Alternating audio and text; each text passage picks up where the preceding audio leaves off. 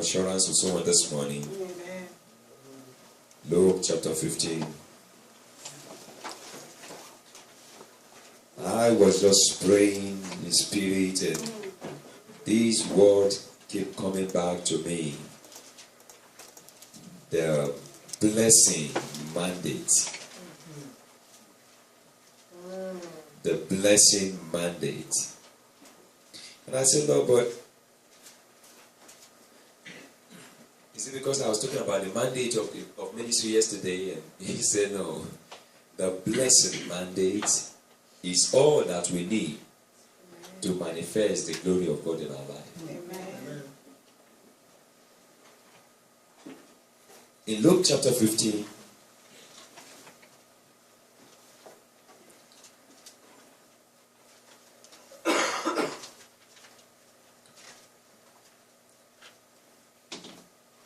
in verse 11, very familiar Bible story.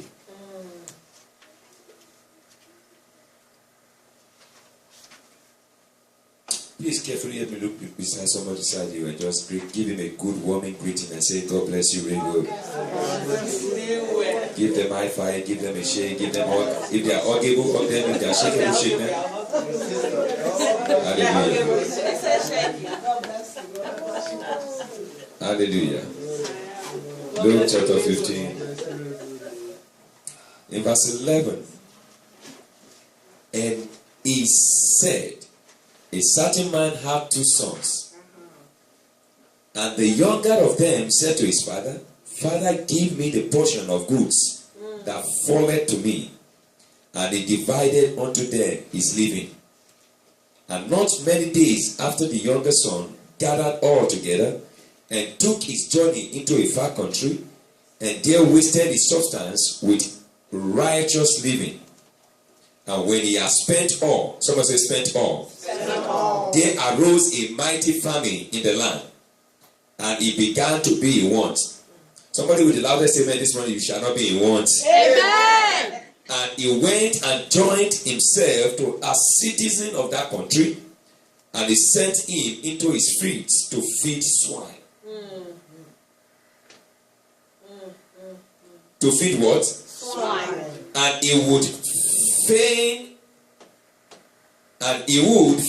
have filled his belly with the ox that the swine did eat, and no man gave unto him.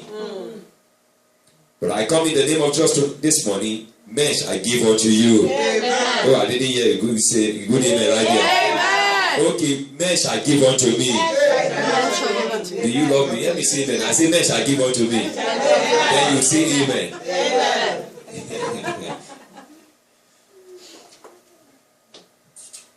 And no man gave to him. Listen to me carefully. No man is by himself, or no man should be by himself. Amen.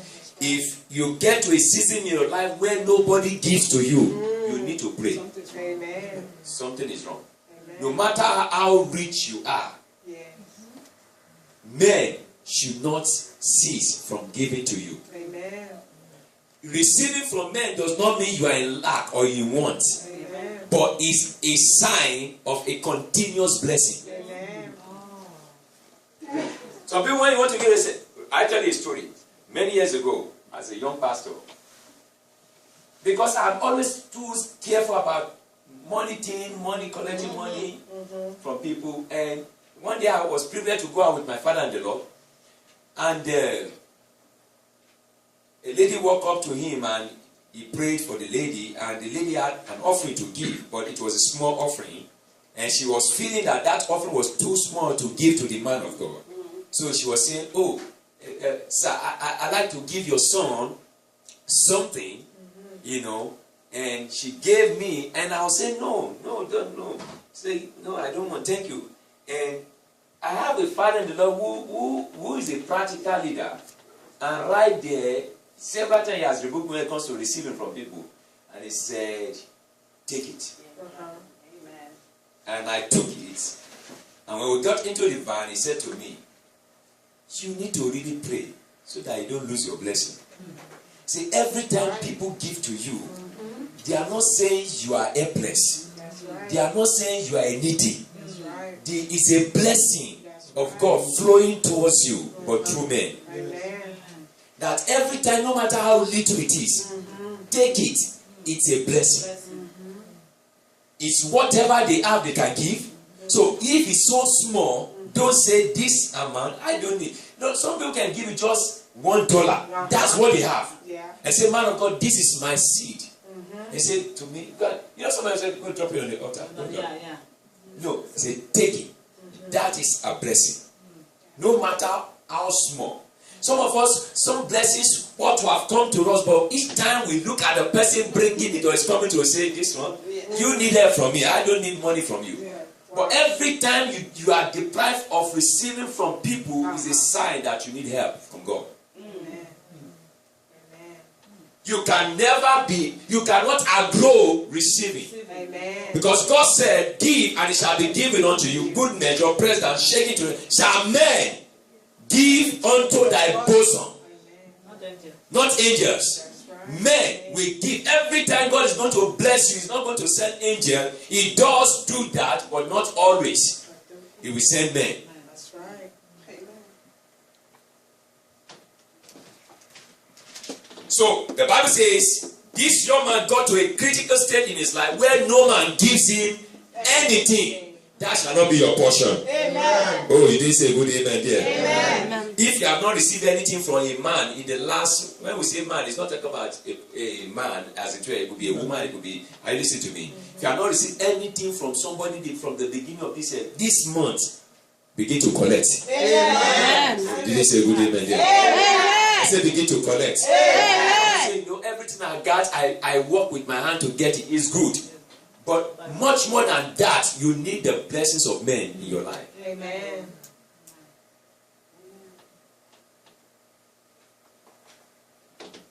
Give you so say, what is your motive for giving me this gift? Don't ask for motive. Collect and spend.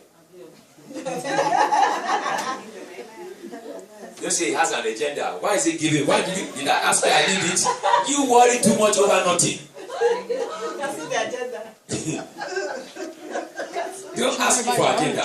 You worry too much over this. You don't worry about money. Money's good. No man gave him anything. And when he came to himself, someone say came to himself. He came to himself. There's always a day that we come to our senses, right? Yes. May you come to yourself. Amen. It's a serious prayer. Yes. Sometimes we are walking, we are doing stuff, but we are not in ourselves. That's right. We are living for others. Yeah.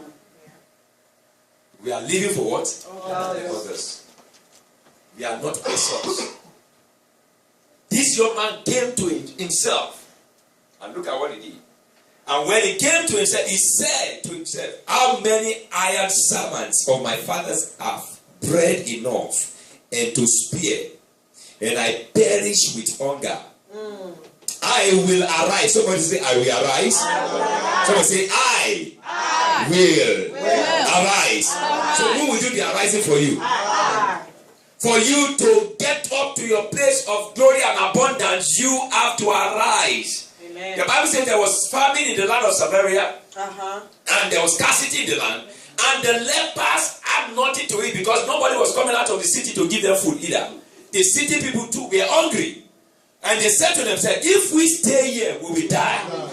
If we go into the city, there's nothing to eat. And if we go to the camp of the Syrian, they may kill us. But why do we have to sit down here and die sitting, doing nothing? We shall arise and go. If we die, we die. If we live, good. But we will not sit down and sit down in self-pity. The reason why many of us are stranded in life in the journey of our breakthrough is that we have sat down in pity of our situation, self-pity and self-denial, feeling nobody has helped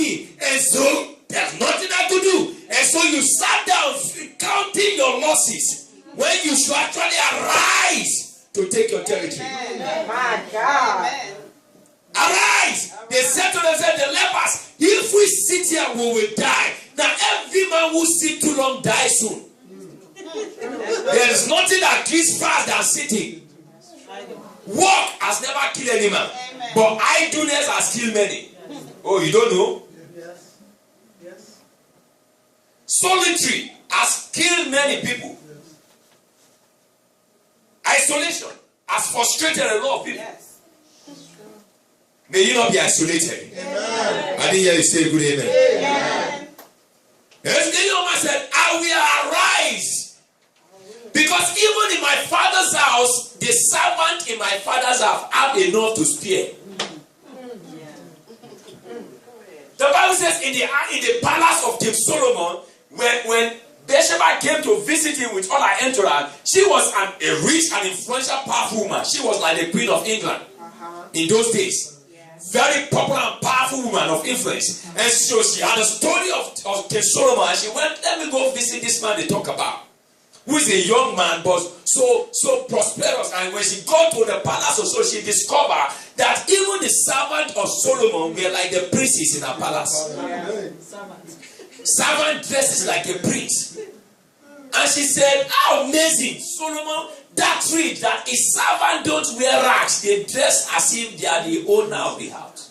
Sons of the palace. Like the princes, like the sons of the king. You can't separate the servant in Solomon's palace with the sons of Solomon. Both the sons and the servants dress alike. And the woman says, such riches, where there is no contention of rivalry, or who is a priest and who is a servant, because of the riches of the man.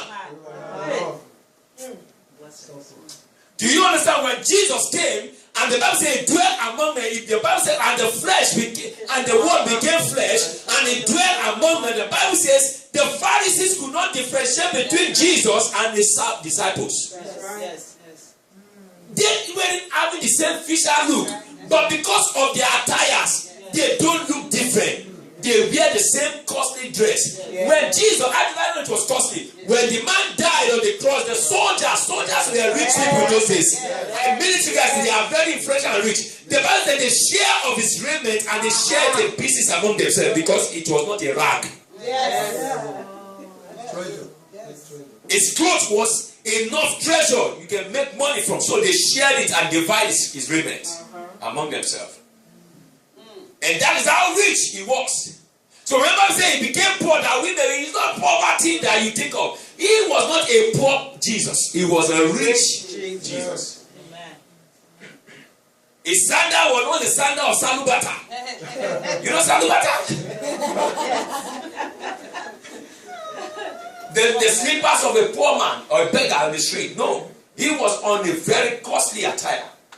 So when you talk, people say, oh, why should a child of God be rich? Why should a child not be rich? When the Bible says the servant, the son here said, even the servant in my father's house have enough to spare. Yeah. They are so rich that they can even still borrow. Servants. So why should he be in abject poverty and in lack? From today, your season of lack is over. Amen. I like us to understand where God has placed us. God has placed us in a place of abundance. Amen. Access to wealth, access to progress, access to increase. If take prosperity out of the gospel, then the gospel is no gospel. Because the gospel is good news. Yes, right. And when you talk about good news, you're talking about progress, good report. Yes. Are you listening to me? Yes. The Bible is not the story of the failed people, it's the story of successful people. That's right. That's right. Men that made impact in their days. Yes, winners. Winners are not losers. That's right. Men of influence, men of affluence, women like Deborah, people who made impact in their territory, people who talk and people listen to them. I listen to me. The Bible talks the story of a man and a rich man called Lazarus, and a rich man who knew no God. And the Bible says, and Lazarus who knew God consented to eating the food that falls from the table of the rich man. It was his choice.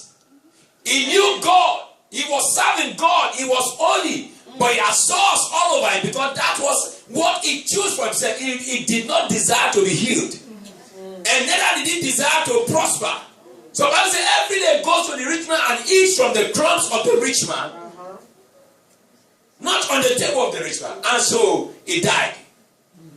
And the rich man also died. And then when the rich man went to hell, and he went to Abraham's bosom. I listen to me. Because he died so poor, he didn't even have an apartment in heaven.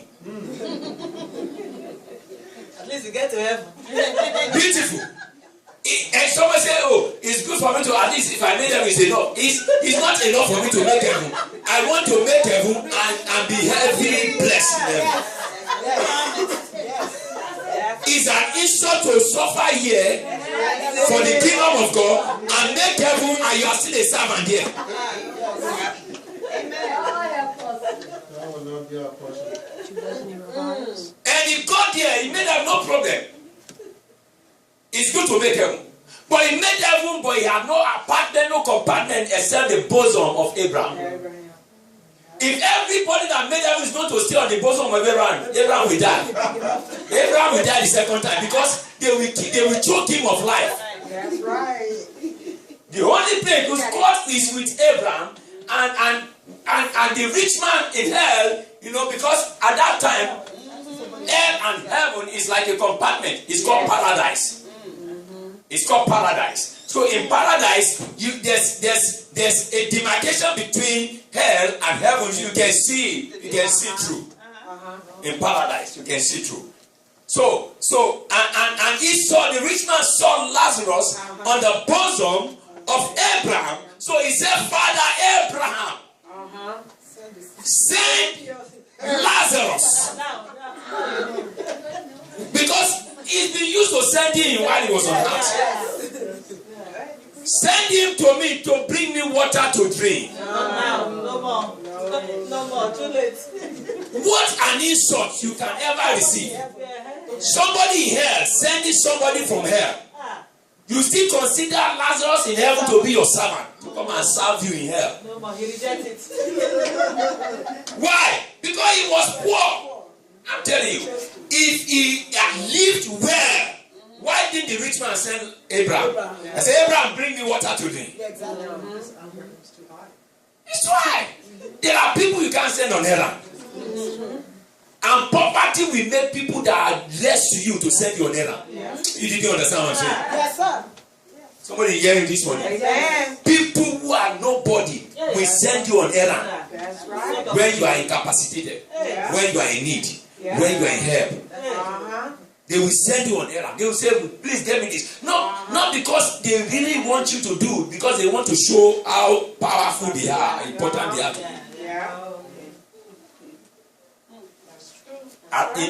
Embarrass you before other people. I said, look, I have a friend those days who tell me, see that. You say, I'll show you something. Let me show you how powerful I am. Say, hey bro, come. They just promoted him in his place of work. So he's trying to show that he's in charge here. He said, I'm in charge here, don't worry. He said, you, come and see me. When they come, say, I was trying to say something to you. Go back. When I remember, I'll call you again.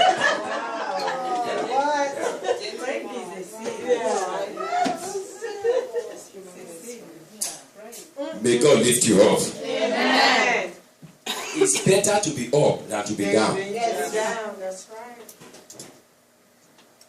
The Bible says, and he said to himself, you must come to a point in your life every day where you have to speak to yourself. That's right. Amen. If you must make progress, you must. Don't always wait for people to talk to you. Talk to yourself. Where I am, is it okay? Am I okay? Am I normal here? Is there anything I can do to it? Don't wait until people talk on you. That's right. Talk yourself. Talk to yourself until you change your position. If you don't learn to talk to yourself, people will talk down on you. That's right. Move before people move you. See, my mom always said, Are you listening to me? When you move, insult don't meet you. That's right. When you're a man of progress, you don't get to be harassed or insulted. That's right. Because they will not always meet you where they left you. That's right. A moving man. Amen. Yes. Are you listening to me? Yes. He spoke to himself. That's right. And he said, even the servant in my father's house have enough to spare. Why should I die here of hunger? I will arise and go to my father. And we say unto him, Father, I have sinned against heaven and before thee, and am no more worthy to be called thy son. Make me as one of the higher servants. And he arose and came to his father. But when he was yet a great way off, his father saw him. How many of you know that God is seeing you right now? Amen. His father saw him and had compassion and ran and fell on his neck and kissed him. The father received him. Let me take you quickly to this story because of our time. I have read the account of this young man several times, and I've preached it several times. I've dwelt on the story of this prodigal son several times. And every time we talk about this prodigal son, the conclusion is that he took the blessings, the riches of his father, and went to a far country and he wasted it. And they blame him for being a prodigal son, that he was a waster. But the issue with the prodigal son that led him to a situation where he found himself was not because he left his father's house with the riches of his father. Every son is expected someday to leave their father's house. Are you listening to me? Are you listening to me? So it's not abnormal for him to have left his father's house. That is not what made him a prodigal son.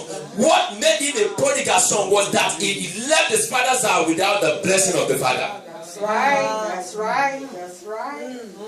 He left the father's house without what? The blessing of the father.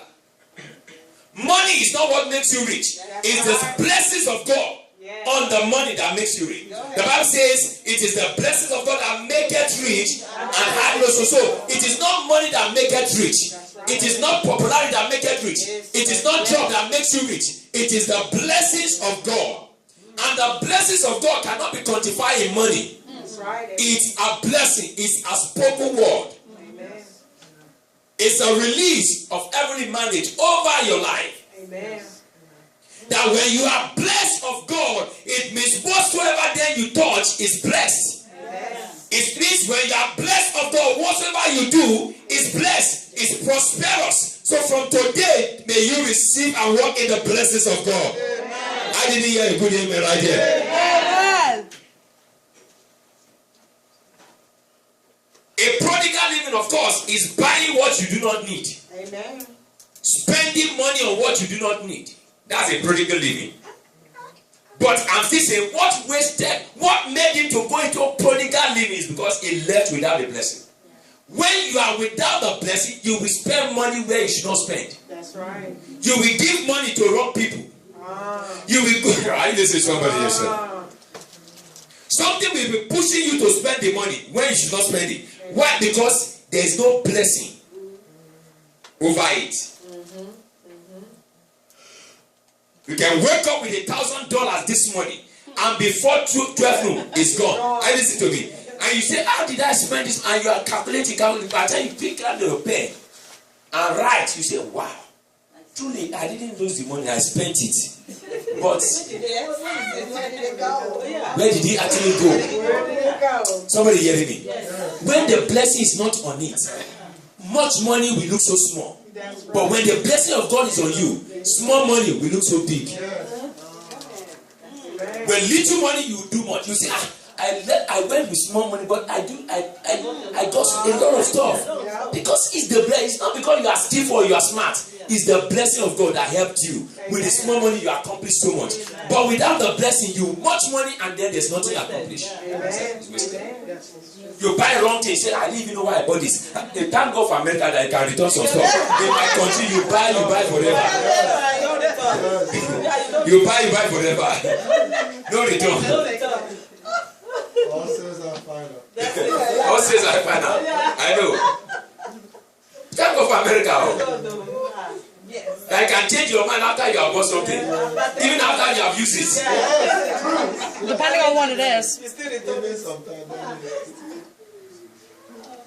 And yet, even with that opportunity, there's a lot of wastage. Yes. Do you see what I'm saying? Why? Because they lack the blessing. Yes. Every time you see wastage around you, is the absence of the blessing. It's not a coincidence. It means something is missing.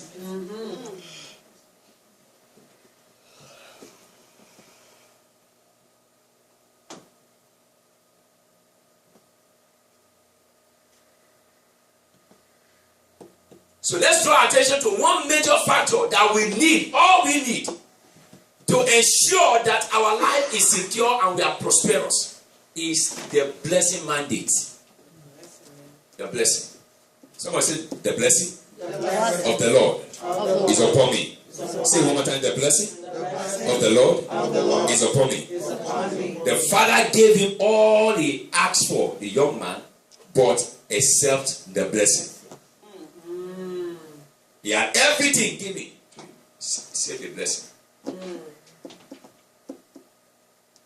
Of course, the Bible says good fathers leave inheritance for their children. But one of the greatest inheritance you can leave for your children is the blessing. Is what? The blessing. I hear people just say, I don't need anybody to bless me. I'm an adult by myself. What? I can make it by myself. I don't need my father's blessing. I don't need mom to bless me. I'm grown up now. I can take care of myself. You go back to your mother. Let her bless you. That's right. Because the blessing of a mother or the father is important. Yes, that's right. You cannot. If somebody asks me, how beat you beat down every time there's an attack over a lie? I say, because of the blessing of my parents. Yes. Even when I don't pray, these men are praying. They are praying every minute. So, the blessing of a father, whether physical or biological father or spiritual father, is key to success in life. Amen. Amen. Abraham left Isaac with an inheritance, yet with a blessing. Jacob also did the same. He left his children with inheritance, and yet with a blessing. Why is the blessing so important? The blessing, why is it so important? Number one, it guarantees protection. Amen. Over your inheritance that you have acquired. It's a weapon of protection. Why is the blessing so crucial? Because it guarantees protection. It safeguards. It's a means of security. It secures the inheritance in the hands of the inheritor. The blessing secures your inheritance in your hand. So that there's no wastage. Amen. So that there's no devourer. So that there's no hijacker of your inheritance. Amen. The blessing is superior to material inheritance. Amen. That's right. So if your father didn't leave you with earthly materials, but he leaves you with his blessing, you are still blessed. You are what? Blessed. Because wherever you now go, You're blessed. the blessing follows you and things will be working for you. Amen. Have you noticed that some fathers are deep in the countryside, in the village, and they got no money, they were never schooled, they were never let out. All they did to their kids was to bless them and release their kids to go out of their homes, and the kids come back well established, settled, prosperous. And they'll say, when they say, that is my father, I say, really? That's your father? Nobody knows him, but his blessing has made you a known person. Yes. Amen. Amen. The blessing. The what? The blessing. It is a legacy that every man must covet and get before he goes into anything. What you must crave for. Not fighting for property. My father has 3 buildings. Okay, I'm the first, I must get everything. No. You are fighting for nonsense. Those materials can be wasted someday. Amen. But if you fight to get his blessing, you yourself can produce 7 buildings with his blessing. Melchizedek blessed Abraham. Yes, he did. Right? Yes. Abraham was a friend of God. Uh-huh. So why will he need a blessing of a priest? If I'm a friend of God, it means I don't need any man to bless me. But it's not so with God, though. Say, oh, I'm close to pastor. No. It's not close to our closeness. Being close does not guarantee heaven or blessing. But receiving the blessing is what is important. A friend of God still required to be blessed of a priest, who is called Melchizedek. And the Bible says, and Melchizedek blessed him. Abraham should have gotten all he got from the spoil of the war and just go to his house and begin to live. Say, after all, God gave it to me. Yeah, I'm a priest myself. He was a prophet himself.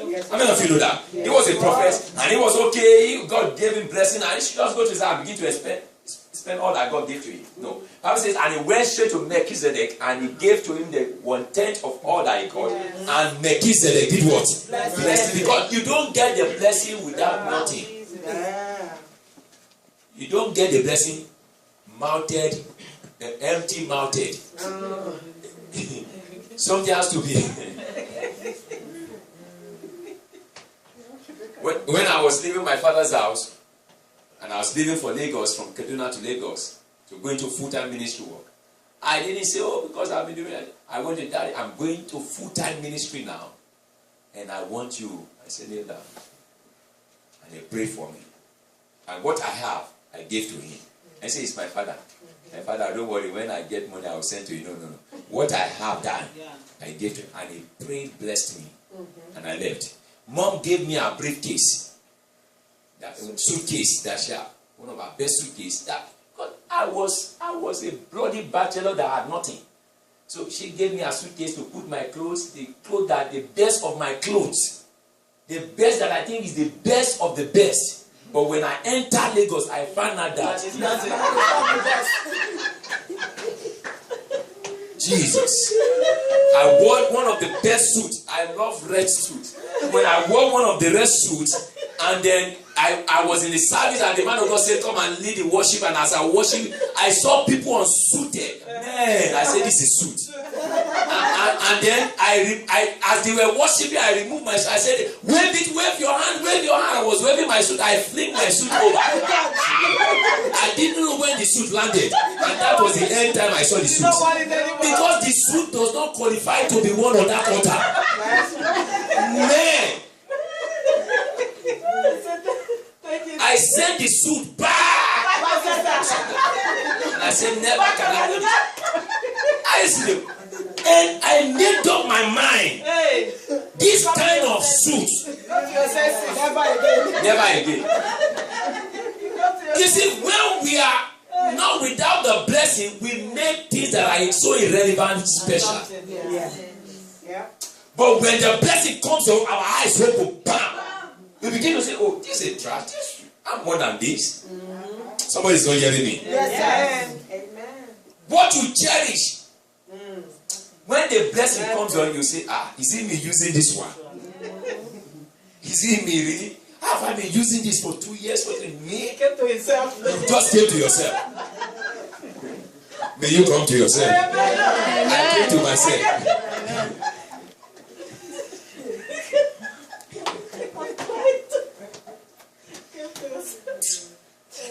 Who is here this morning? Amen. Hebrews chapter 7. Look at what verse 7 says. Hebrews chapter 7. Verse 7. For Melchizedek, king of Salem, priest of the Most High God, who met Abraham returning from the slaughter of the kings, and blessed him. That's verse 1. Look at verse 7 for me. Okay, let's look at that verse 2. Hold on. Go back to that verse 2. Before we go to 7. And To whom also Abraham gave a 10th part of all. Someone say all. All. First being by interpretation king of righteousness, and after that also king of Salem, which is king of peace. But Abraham gave you what? All. All. Now go to 7. And without all contradiction, the less is blessed of the better. My God. Without no argument. If ever you want the blessing, the less is always blessed by the better. The problem of many is that when they see someone who is better than them, they feel intimidated. That's true. Instead of submitting to them to be blessed of them. Amen. Say, I'll go to you so that I think God called me. God didn't. I can't go to him to bless me. The better blesses the lesser. Are you listening to me? Yes. Me, when I meet men of God that are up there than me, I always look for opportunity to see them. Why? The better is blessed of the lesser.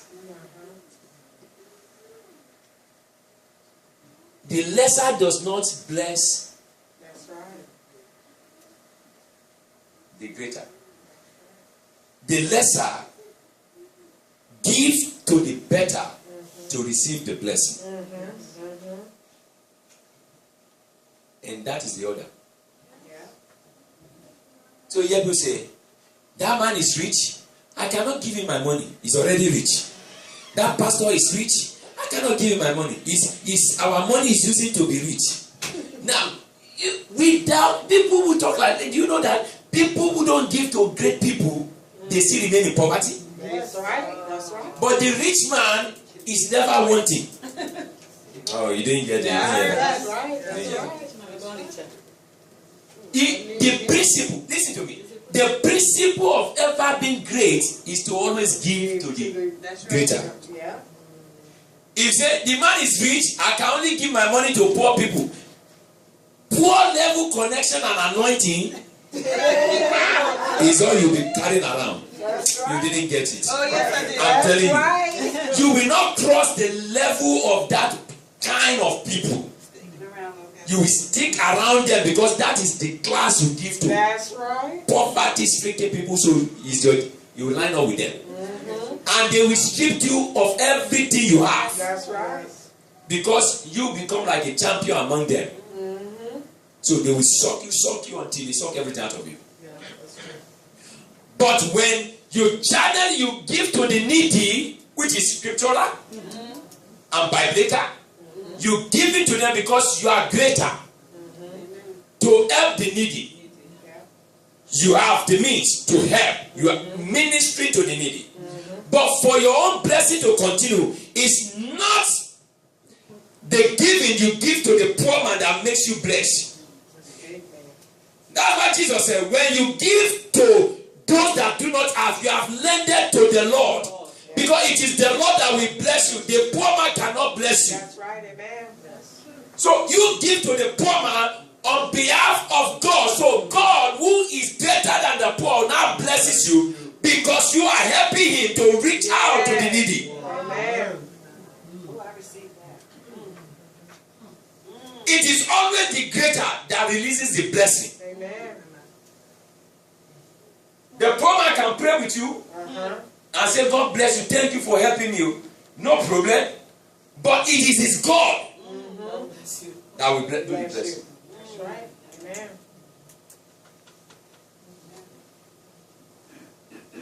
So both ways have to be balanced. You must give to the needy, but you must give to the greater ones. More. Because that's where you are aiming. You are aiming to go up. It's better to have more than to have less. Who's hearing me? Amen. Do you know, I tell you the gospel truth, and I'll conclude this, Simon. My time is up. In Christendom, I have discovered those who complain about financial prosperity of others, they never get really blessed. Amen. That's right. They never really. That's right. Watch it. I've been pastoring for a long time. People who always complain in my churches and they say, oh, pastor, oh, these people giving too much. People who say giving is too much, they don't give. And the people who give, who pay their tithe full, who give, they are always the one being blessed. The people who are calling the giving is too much in this church, they go to the people who are paying big tithe to borrow. Are you listening to me? So who is losing? The woman who is paying her tithe, giving to God, and you say they are giving too much, they are getting blessed. You that you are not giving, you are borrowing from them. Why don't you join the givers team and be blessed so that you are not always borrowing from them, so that you come into their own realm? Is somebody hearing me? Yes. Yes, sir. Yes. Simple wisdom. Simple. Why should I choose to be a borrower when I can be a lender? Amen. Amen. That's biblical right now. Why should I be a Christian? We are all going to heaven. But why should I be the Christian that will die like Lazarus when I can die like Abraham, like a rich person? But Abraham was rich in silver and in gold, in cattle, in everything. He has several donkeys. Donkey is cars that we talk about today. He has more than one cars. Listen, he has several of it. Rich, several cars. When I have several cars tomorrow, don't panic. Don't come and say it's church money is using to buy cars. Let's pray that I'll get it so that the day your own breakdown, you can come and carry me on my compound. And you don't have to pay money. Amen. Because if you pay renters, you pay, right? Yes. I will just say, come and take and borrow, use, but you return. It's not better. So I tell people, why do we choose to want to be the one borrowing when we actually can be the one lending? Yes. And the key, as we conclude, is this: the blessing says the lesser is blessed by the better. It's a grievous sin for the greater not to bless the lesser. It's a grievous sin for a father not to bless the children. It's a grievous offense for you to see your children suffering and you will withhold your blessing in your mouth. You say, after you've been disobeying me, I will not bless you. I will tell you one truth. This young man, I used to be very stubborn as a young boy. Very stubborn. But my mom would say, oh, me, this my mouth, I will only bless you. I will never say, this your mouth, I will only bless you. Because I will trouble my mom to a point where she will say, did I borrow you from somewhere? Did I say, Mama, maybe you borrow me. Maybe you borrow me, I don't know. I will tell her again to her face. Sometimes I ask myself, now me borrow you. I say, now you borrow me. You say, well, I know now me borrow you, but the only thing I will say, I will bless you. I will not say anything. I say now. Maybe now you will suffer now. Praise the Lord. Amen. And thank God it was just a blessing. The blessing maketh rich. From today, may we all walk in the blessings of the Lord. Amen. Can I hear you say the loudest amen? A bigger amen. Amen. A louder amen. Amen. A louder amen. Amen. Let me stop there. But quickly for our note's sake, receiving the blessing, like I said, is very key. And then how do we receive the blessing? Number one, obey God's word. Amen. Do what? Obey God's word. Have respect for God's word. How do we have respect for God's word? How do we obey God's word? Obey God's word concerning service. Amen. Serve the Lord thy God. Exodus chapter 20, verse 8 to 11. Serve the Lord thy God with all thy heart to serve the Lord. If you want the Lord's blessing, obey God's word concerning giving. Give, and it shall be given unto you. Give, and what? It shall be given unto you. Don't say, what I want to give is so small, so I will keep it until when I have plenty. No. The little you have, learn to give. Learn to share with somebody. That little. If you cannot give the little you have when you have little, when you have much, you say, I have something serious to do, big project to do, so I cannot even spare. So the little, learn to give with the little. When you have much, you'll be able to also give much. When you cannot give a tithe of $10, of which is 1/10 of $100, right? So I say $10 tithe, is too much. Now, when you now have 1,000 naira, $1,000, your tithe is how much? They say $100. It's a lot of money. If I go to Walmart, go to Aldi, I got a lot of food to eat with $100. It will be too much for you to give to God. Because $10 was too big for you to give. 100 will be bigger. Yes. So the principle of conquering giving is starts small. That's right. That's right. Learn to give when you have little. Yeah. When you have much, it will not be a big deal. Yeah, much. That's right. That's right. There is no amount of money that is too big for me to give to God. When it is to God, to myself, I'm stingy to myself. Oh yeah. I'm praying God will change me to give to myself too. Because when you work, you must give to yourself. You must learn to give to yourself. Take care of yourself. Eat well.